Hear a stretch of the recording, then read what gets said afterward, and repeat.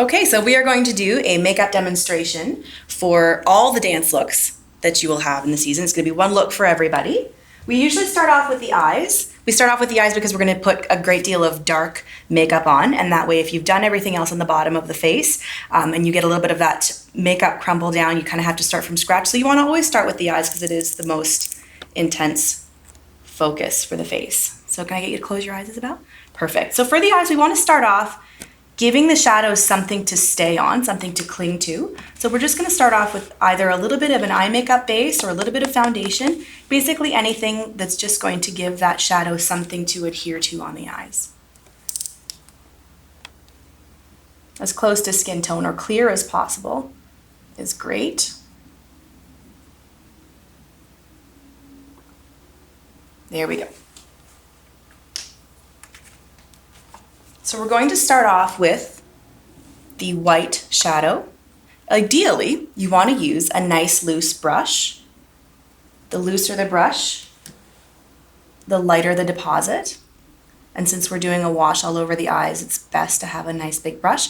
Now we're going to start with the majority of the product on the base of the eye, down by the lashes, and then just work the rest up.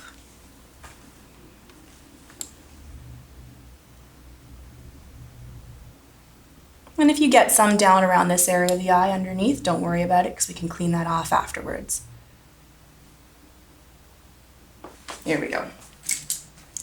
The idea of doing the light shadow all over the eye, instead of just in the corners where you'll actually see it, is to give the darker shadow when we add it a little bit more wiggle room. It's going to make it glide a little bit easier, and it's a little bit more forgiving if you add too much or too little. It just kind of helps everything to blend in really nicely.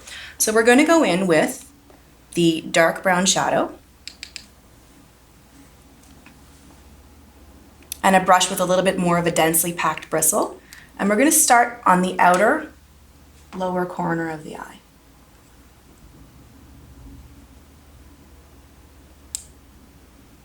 Again, the majority of the product you want at the base of the eye, working inwards. And then with whatever's left on the brush, you can sort of pull that up into the crease.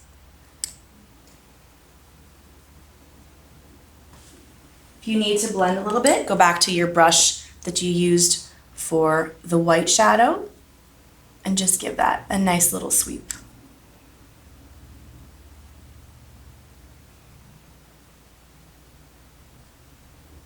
And you don't want to pull it in too far because what you're going for is really the illusion of a bigger eye that you can see from off stage. So you don't want to pull it in too far because then you're really shrinking the eye. So the idea is to go from dark to light.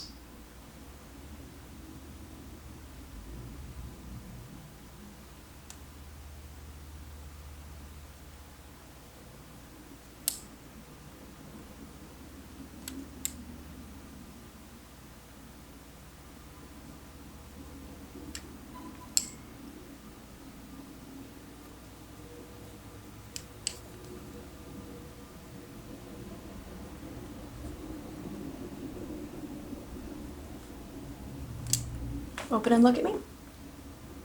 Perfect. Close.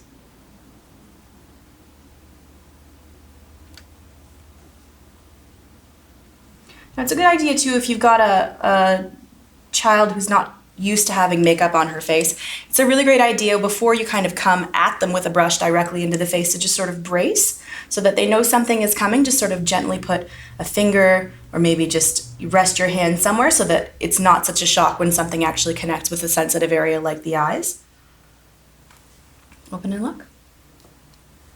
Okay.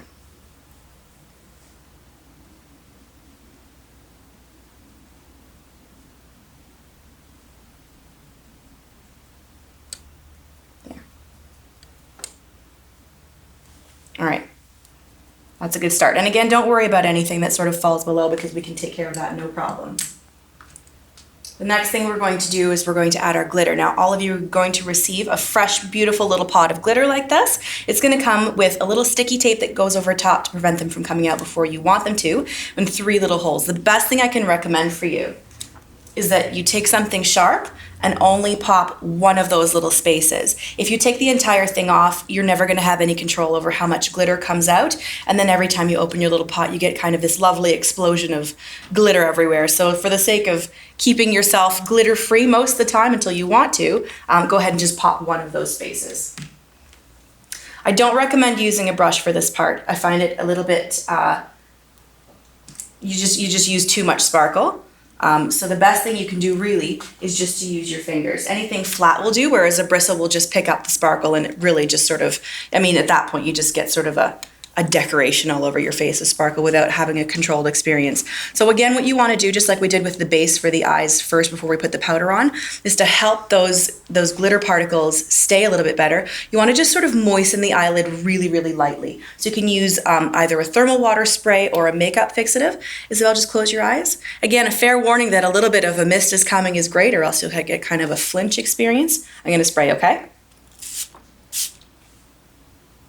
There we go. And then while the eye is just that little bit damp enough for the sparkles to stay, I'm just going to sort of dab with my ring finger. The ring finger is the weakest, so it puts the least amount of pressure. I'm going to just dab some of these brown sparkles. Basically just covering the area where I had put the brown shadow.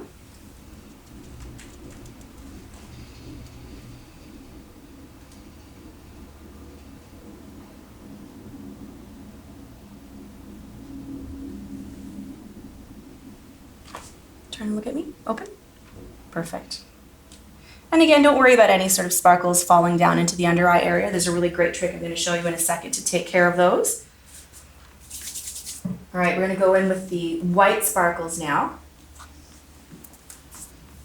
Same idea, ring finger. Going to get you to close your eyes. Perfect. And what we want to do is we want to get as close to that little middle section. There's sort of that little divot there. And we just want to apply really gently right into that corner. So the majority of the sparkle is going to go there. And then with whatever you've got left on your finger, just sort of follow that brow line a little bit. So majority here, and then through the rest.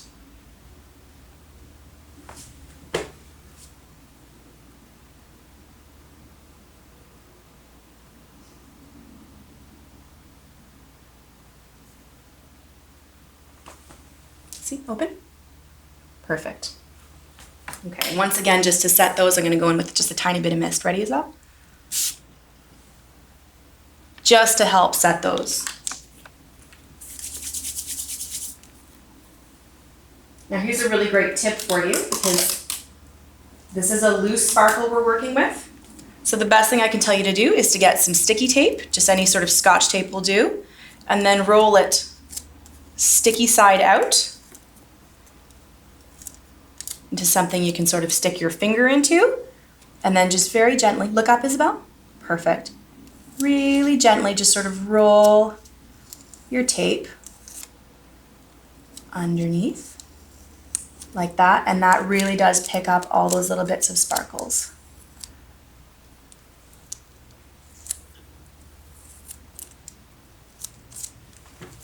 And then this one.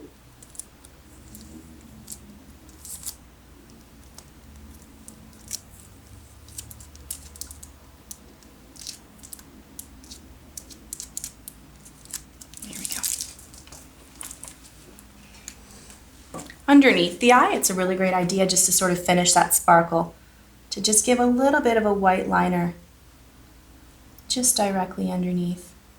It really does help to open up the eye. Okay, here we go. Anything that catches the light at that point really just opens up and brightens the entire face. You good? Mm-hmm. All right, close your eyes for me. We're going to go in with the liquid liner next. With the liquid liner, you're going for kind of a gentle cat's eye look. I always find it easier to go from the outside in. So going as close to the lash line as you can in little motions.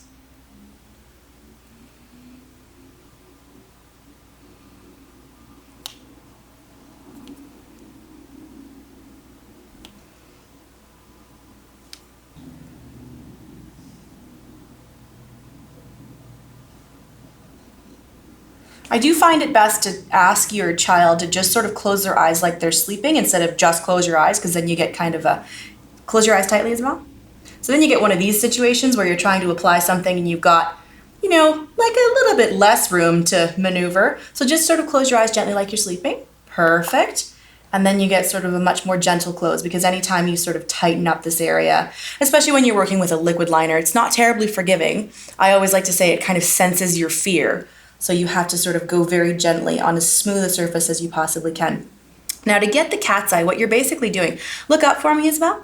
What you're trying to do with this cat's eye is you're trying to follow basically the line of the lower lashes. So if you sort of follow the natural line of the lower lashes, that's where you want to sort of extend your cat's eye. So if I was to follow Isabel's lower lash line, I would end up sort of right here. So it's good to kind of mark your spot. A lot of people follow the top line, and what you end up with is something that sort of goes down here, and that makes the eyes quite droopy and gives you kind of a little bit of a sad expression.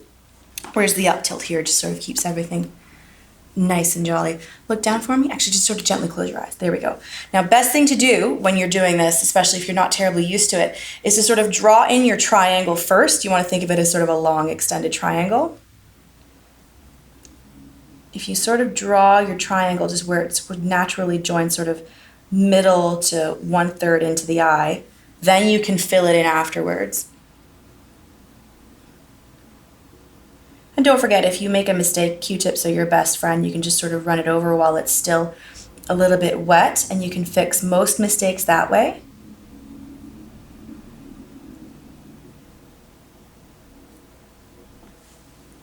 There we go. Let's have a look. Perfect. Close.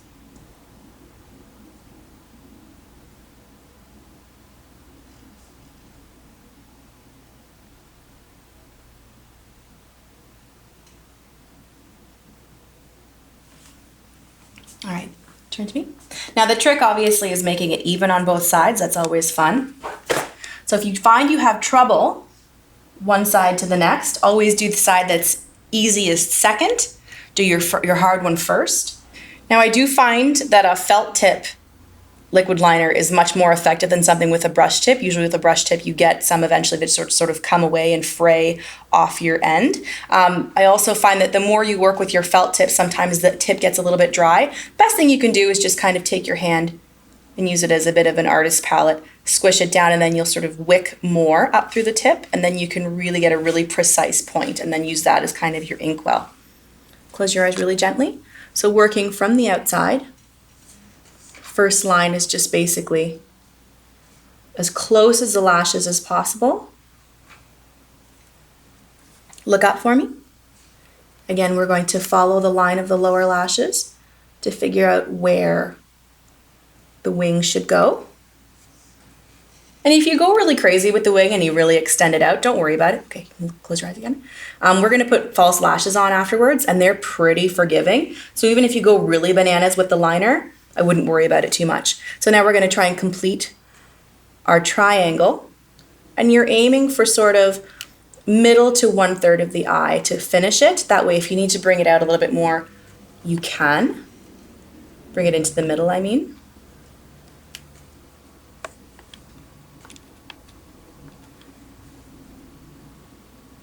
And you're better off starting with a smaller triangle and building, because again, doing one eye to the next, it's always completely different. So if you give yourself a little bit of room to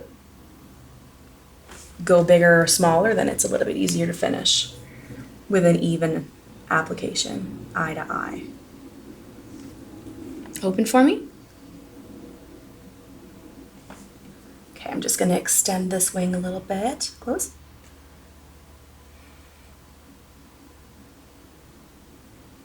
And this is probably not something you want to try on your first day of competition, counting down the clock to when your child needs to be on stage. If you haven't done this before, I really do recommend getting to know your liquid liner, maybe name it, This is not necessarily beginner level stuff. So yeah, maybe starting off doing this a couple times until you get comfortable with it might make everyone's lives a little easier on the day of the show. That and the eyelashes too, which we're going to do next. It's not necessarily something you want to just sort of jump into. Those are looking pretty even. If you have any little sort of boo-boos or mistakes, you can always take a little Q-tip with a little bit of eye makeup remover and sort of readjust. And don't forget, if you're going to take anything off as well, you can always go back with some of your shadows and fix that. Now, you can probably notice that as I've been working, we've got more of these little glitter bits falling down. What we'll do at the very end is we'll just take that sort of little tape trick and do it again. What happens is in the lashes themselves, it kind of catches some of these lashes, or not these lashes, some of these little bits of glitter, and as you work, sort of the rest of them crumble down. But that's okay, because we'd rather have it happen now than sort of as you go on stage and then you have glitter cheeks. Up next, we're going to do the lashes. I'm sure this is probably one of the biggest concerns for any new dance family out there, is doing lashes, but let me assure you, this part is actually pretty easy once you get the hang of it. So the first thing you want to do is you want to take your lashes out and you want to establish what is inside the eye and what is the outside corner. It actually is pretty obvious when you see it. When you first take it out, it's when you start taking the lashes off and putting them back on that it gets a little bit funny. So I just take a handy dandy Sharpie and I write inside corner and outside corner. And then I also just add a little bit of a line at the start of each lash line in the inside and the outside, so that when you're putting them back on, you can sort of figure out if you've put them on the right side just by looking at where your ends are meeting up according to the line that you drew on. So it's a little bit of a map. It does really make it easier for you, especially if you're doing them kind of on the fly on the day of a competition. Again, this is not something you want to do the first day. As you're getting ready to go on stage, I really do recommend that you sort of get to know your lashes as well. You need to trim them as well. So you want to kind of get some practice in to do this. The entire makeup look, once you're used to it, should only take about 20 minutes to do, and it should be sort of pain-free as well. So when you look at the lashes themselves, most lashes are made for an adult eye, and they're sort of a universal size. So usually for a child that's starting off dance, they're quite big. So I'll show you. Isabel, just look down for me. This is without glue or anything. I just want to kind of show you how big these lashes are. Look up for me. So if you're applying a lash without trimming it, you're going to get this great big end here that's quite long, and that sort of helps with the droopy eye. It's also really annoying because it doesn't sit comfortably on the eye, so you get a lot of tearing, and the more that happens, the less your lashes will survive the season. You really should be able to live with these lashes through the entire season. I'm not saying don't get a backup pair. I'm just saying if you treat them nicely, you shouldn't be replacing them every single time. So what you want to do is you want to kind of get an idea. Close your eyes really gently for me, or even just look down actually. Yeah, just look down. Perfect. You want to get an idea for how much you need to trim off. Now, when you're measuring, don't go right to the inner corner of the eye. This thing is, what's on the band is kind of a little bit of a plastic, and the end can be quite sharp. So if you're measuring to the inside, it's going to poke and be really annoying, and get lots of blinking and lots of tearing, and then that lash will come right off. So measure sort of where the lashes naturally start to thicken up a little bit. So a little bit further out than you'd think. And then you want to just sort of measure to where the lashes naturally end, which on Isabel is right about there. So I'm going to take my handy little scissors and I'm going to find a seam. And I'm just going to go right through and snip that part off. There we go. Let's measure again and see what I've done here. And again, you want to go a little bit conservatively, so if you need to snip a little bit more off, in which case I do, you can go ahead and do that without having a really short set of lashes. Close. Really gently. There we go. Perfect.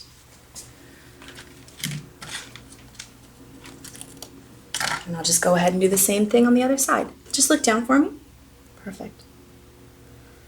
I like looking down for measuring and applying better than I do a fully closed eye. Close your eyes for me.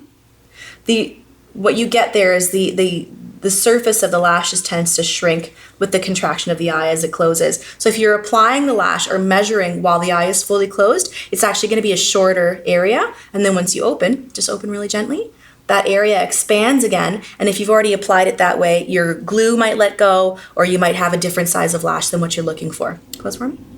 Or sorry, just look down. There we Okay, so I'll just go ahead and trim this one. Now the number one thing that tends to trip people up when they're doing false eyelashes is the glue. And the really simple fix for that is just actually waiting for the glue to do most of its drying on the lashes before it even goes on to the lid. Usually when we have difficulty adhering lashes, it's just because that glue is spending too much time setting on the eye and there's too much movement there for it to stay properly. So what I can recommend for you is just to apply that glue layer. And this glue is great because it goes on with just that little bit of a color so you can see it. Make sure that you've applied it properly. And then when it dries, it does dry clear. You just want to run that little wand down along the band and then wait a few seconds so that when you do actually apply it, it's just one smooth move and you're not kind of waiting around for it to get gummy enough to stick. Now when you apply the lashes, Isabella, I'll just get you to look down at your knees. Perfect. Great idea just to sort of brace the chin as well, just to give an expectation of where you want the face, because if there's a lot of movement, you can end up with some pretty wonky lashes. Now the best thing to do when you're applying the lashes, you want to think if this is the lash, the natural lash, you want to think of just basically sliding those false lashes up the natural lash to stay as close to the skin and to the lashes as possible. So as close to that natural lash line as you possibly can, but at the same angle as well, so you don't get some sort of wonky double lashes. Now we've waited about 10-15 seconds for this glue to adhere. You can see that it's not quite as white as it was, which is the perfect way we want it. So I'll just get you to tilt your head. I'm just gonna slide these lashes up the lash bed. You wanna concentrate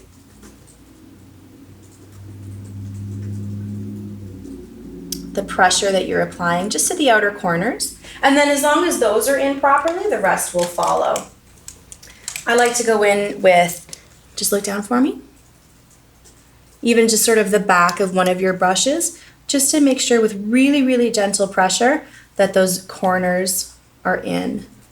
Because once the corners are in, usually the middle is no problem. And if you're gonna get your lash popping off at all, it's usually right here or right on the outside. So once we know that those are on properly, look down for me. Then everything else will be fine. Just look down for me, perfect. Now it's not a terrible idea. If you can see, as this one is, that it's not just not adhering, maybe we have a little bit of a wet eye, you can just, these wands are really great on these little lash kits. You've got that little bit of an edge, so if you just sort of pry some off, you can add just that little bit of extra glue right there. Just wait a few seconds.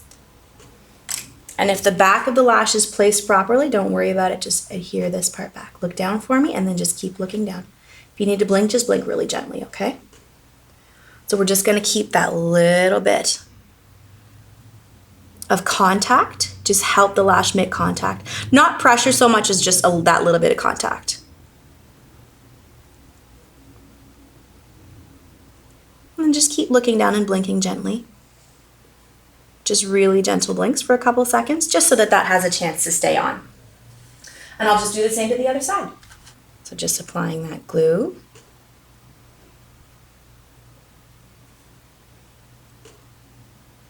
Now it's not a bad idea to invest the couple of dollars it'll take to get yourself another little glue pot. These tend to dry out pretty quickly, so it's not a bad idea just to go ahead and grab some from your local drugstore. Lise Wattier makes these really fantastic little pots. I do find that these stay wet a lot longer. I think you can get 2 little vials for, I don't know, $3.50 or something like that at Shoppers Drug Mart. Great idea to have an extra one in your kit. There's nothing worse than trying to get in some lashes and having no glue. All right, so the glue on this one is pretty much set. Isabel, I'm just gonna turn your head, and I just want you to look at your knees really, really naturally and really gently. So I'm just gonna slide up the lash bed and worry about the corners more than the middle. The middle we can fix later. Here we go. I'll just make sure I've got just that little bit of contact throughout.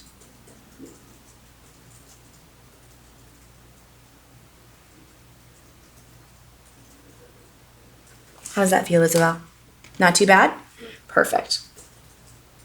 And again, this is why you want to practice this a little bit. It's a really weird sensation for eyes to have lashes on them. It's really quite heavy. It's a little weird. You've got a band there. It's not natural. It's to be expected that you would have some eye watering, lots of blinking until your child is used to it. I would recommend just doing your trial at home and then letting the lashes stay on just for a little while, just so they can get used to the sensation on the eyes.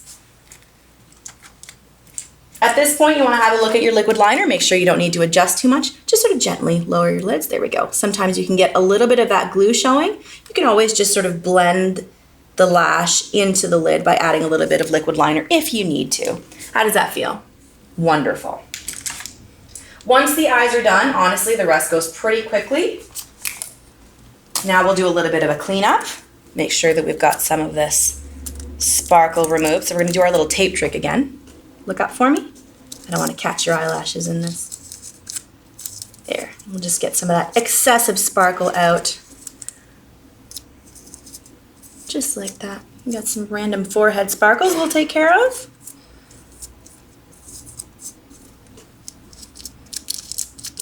There we go.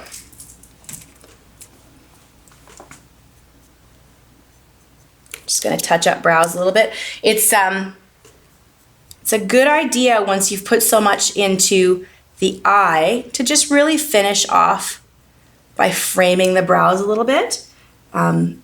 Just basically to fill in any gaps. It can look a bit funny on stage if you've got these really fantastic eyes with no eyebrows above them. And especially in, you want to keep the expression visible from the audience underneath the lights. That's another thing too, this makeup look can look quite dramatic. And I wouldn't necessarily recommend it for a child, on the street. But when you're on stage under those bright, bright lights and looking out from an audience, it really is what enables the audience to see the face and to see the expression. So this is our beautiful blush color. You want to go easy with this one. I do find that it picks up really easily and applies quite a bit. So just run your blush brush through it. And then just sort of tap it down. Tapping it down means that you get more product sort of as a reservoir versus just sort of on the head of the brush. And what you want to do is give me a smile, Isabel. Smiling shows you where the apple of the cheek is. All right, give me kind of a fish face. Perfect. And a fish face shows you where the cheek meets the hairline. So smile. There we go. So to the apple and fish face. And then through. Smile. There we go. And a little fish face. Thank you. It does look quite dramatic, and that's kind of what you're going for. Don't be afraid of the bright cheeks. Because again, from the audience, it just looks totally normal. All right, now that the eyes and the cheeks are done, all we have to do is apply the lips. And we've got this really fantastic, incredibly bright, lovely red color to go on the lips. Most of the time when you're doing a dance competition, you're gonna be at it for a little while. And especially if you're doing your makeup as recommended before you get to the venue, you're probably gonna have to have this makeup last a fairly long time. So I do recommend grabbing a waterproof liner and as close a match color-wise as you can. See, these are pretty fantastic matches. So I do recommend doing a little bit of liner first. It doesn't come in your kit. It's just a really great insurance. So the best thing you can get your kid to do is kind of give you an eh sound. Perfect. You don't want to do like anything bigger, because the more expansion you have in the lip, the more product you're depositing and the more chances you have of it sort of wandering all over the face. So with a gentle eh, what I usually do to apply the liner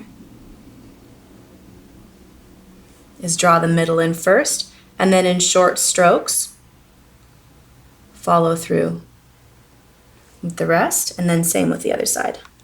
Please don't try and do all one go, because then you usually have more of a slant in the direction that you're going into, and that is probably not as natural a looking lip as you can get.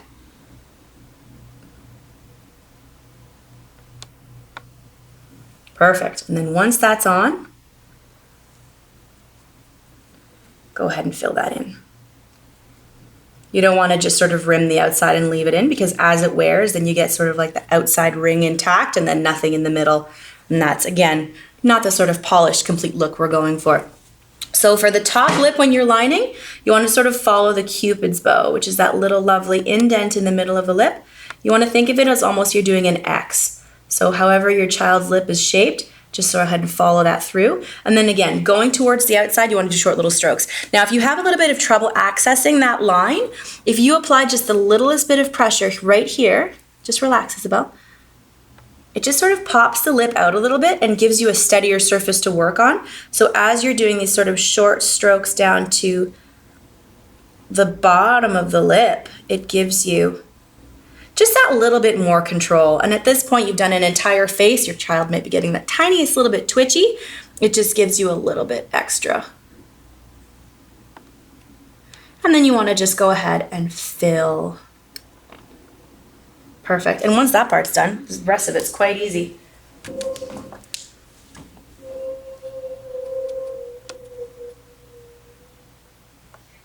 Just do half a lip at a time. You want to keep the edge on this as sharp as possible. It really does help to make the lip clean. And then again, I'm just going to apply that little bit of pressure just below the lip to help it sort of, just give me gentle air. Perfect. Just to sort of help it pop out. See how it pops out that little bit? It just really gives you an easier, steadier surface to work from.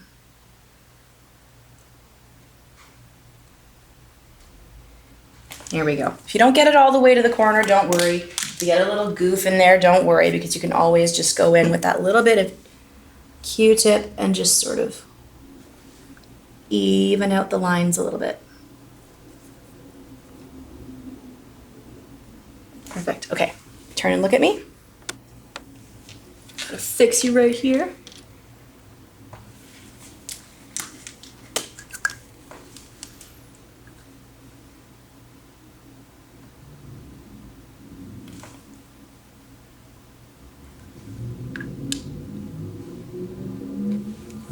It's always a good idea to have a handy dandy little tiny bottle of some sort of little cleanser sitting around so that if you do go over or if you go under or anything needs to be fixed really quickly, you can do that. It's a great little addition to your kit. Let me have a quick look. And there you go. That is the makeup look. Now again, this is a longer video. This is really sort of step by step with lots of detail. But once you get sort of a couple practice sessions in and you get a little bit of time to learn how the best application is on your child's face, all that kind of stuff, you'll get your own little tips and tricks. And it really shouldn't take you this long. It should take you sort of maximum sort of 20-25 minutes. And there you go. That is the makeup look for Onstage Dance Studios. All right, after a long day of dancing, these lashes need to come off. There's a really great, simple, tear-free way to get these lashes off that keeps the lashes as intact as possible and keeps your child as happy as possible. Isabel, I'm just going to get you to look down. So on the outside of the lashes, there's always this great, lovely, big strip right here. You want to go in as close as you can without sort of taking your child's lashes. The great thing about this glue is it's got that really lovely rubber flex to it. And then you want to just sort of gently peel right off. And then this side, if you sort of twist it as you go, it's really easy. It's not even as hard as taking a Band-Aid off. Twist and peel. Did that hurt, Isabel? No. Wonderful. Good answer. There you go.